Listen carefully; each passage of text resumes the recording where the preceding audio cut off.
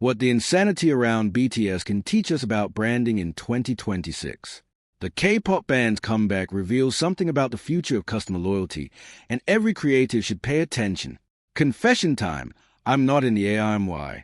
That's what fans of the South Korean boy band BTS call themselves. And before you ask, yes, they're absolutely serious. But here's the thing. Even if you think K-pop is just bland pop and hair gel, what's happening with this group's comeback tour right now is a masterclass in modern branding that, like all the best celebrity branding, all creatives should be paying attention to. Let me paint you a picture. 7 lads from South Korea go off to do their military service, but while they're gone, their fans don't just wait patiently. They book flights and hotels to 11 different cities before tickets even go on sale. Mexico's actual president writes to South Korea's actual president begging for more concert dates. Economists are predicting tens of billions in economic impact. And this is for a band that hasn't performed together in over 3 years. Enter the universe. The key thing to understand here is that BTS's management company, HYBE, didn't just create a boy band. They also created the Bangtan universe, a dark, parallel storyline where the band members are fictional characters dealing with trauma, suicide attempts, and abuse. It's told across multiple media in non-chronological order, like some sort of emo-pop version of the Marvel Universe. Sounds bonkers, right? But what they've done is to give fans a reason to engage with BTS beyond just listening to songs. It's Taylor Swift's Easter eggs times a million. Every video is a puzzle piece. Every comeback is an event. The product isn't just music anymore. It's a story that fans actively decode and discuss. But the really clever and slightly uncomfortable bit is how HYBE has pushed what's called parasocial relationships between BTS and their fans. That's a fancy term for when you feel like you know someone, even though you've never actually met.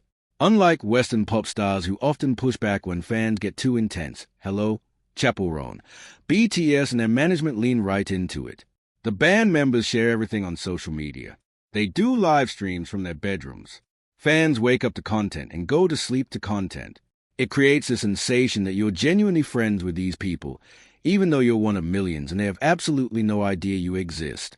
One executive at HYBE actually told the New Yorker that they are digging into the psychological mechanism of falling in love, which is both brilliant marketing and deeply creepy at the same. The result?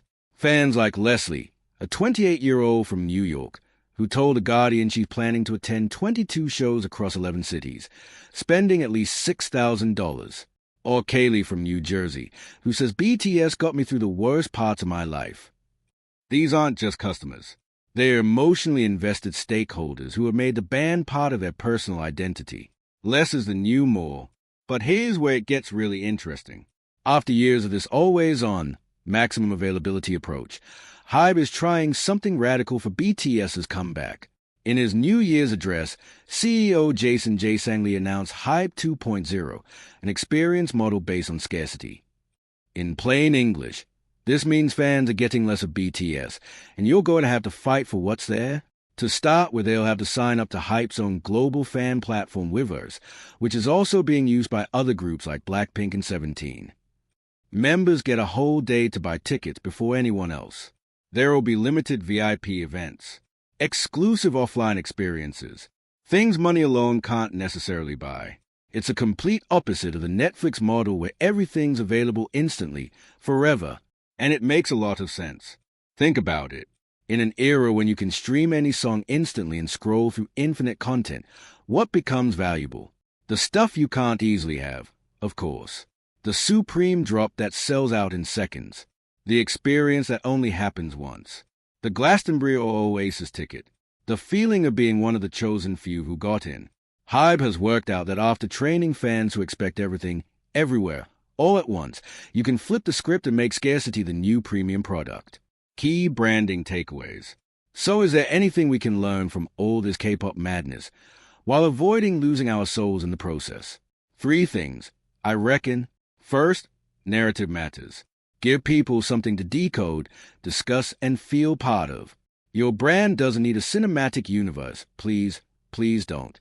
But it needs a story that goes beyond buy this thing. Second, emotional investment beats transaction every time. The brands winning in 2026 aren't the ones with the cleverest ads.